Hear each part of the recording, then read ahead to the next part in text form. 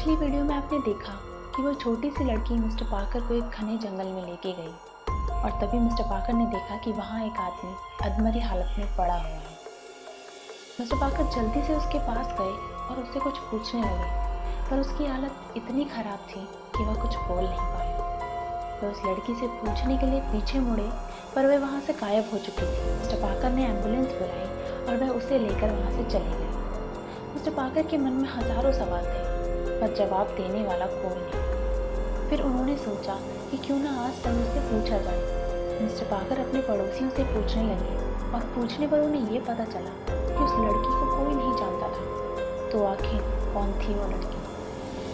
कुछ दिनों बाद ये खबर आई कि मिसेस क्विन के पति नहीं रहे। मिसेस क्विन मिस्टर पार्कर के साथ ही काम करती थी और वह बहुत सालों से एक दूसरे को जानते थे। पार्कर मौन खड़े थे, तभी उन्होंने उस लड़की को देखा जो दूर से खड़ी ये सब देख रही थी। मिस्टर पार्कर की समझ में कुछ नहीं आया।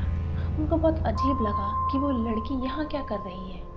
मिस्टर पार्कर तेज तेज कदम से उस लड़की के पास जाने लगे। मिस्टर पार्कर उसका पीछा नहीं कर पाए क्योंकि उनका वहाँ होना ज़रूरी था।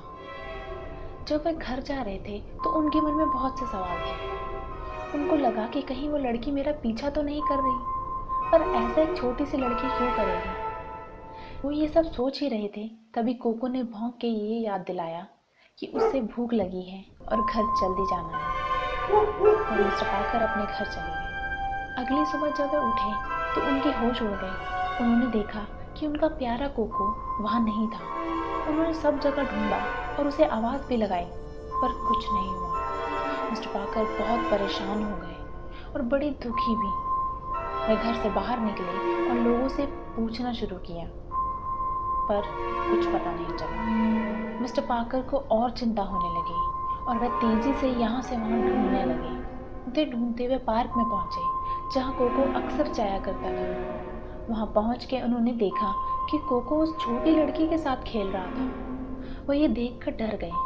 मिस्टर पार्कर को इस बात की हैरानी हुई कि कोको उस लड़की को पसंद नहीं करता था और उसे देखकर भौंकता था, पर आज वो ऐसे खेल रहा है जैसे उसे जानता हो। मिस्टर पार्कर भाग के गए और कोको को अपनी गोद में उठा लिया। तभी उनके मन में एक बात आई, कहीं इस लड़की के अंदर कोई शैतान तो नहीं।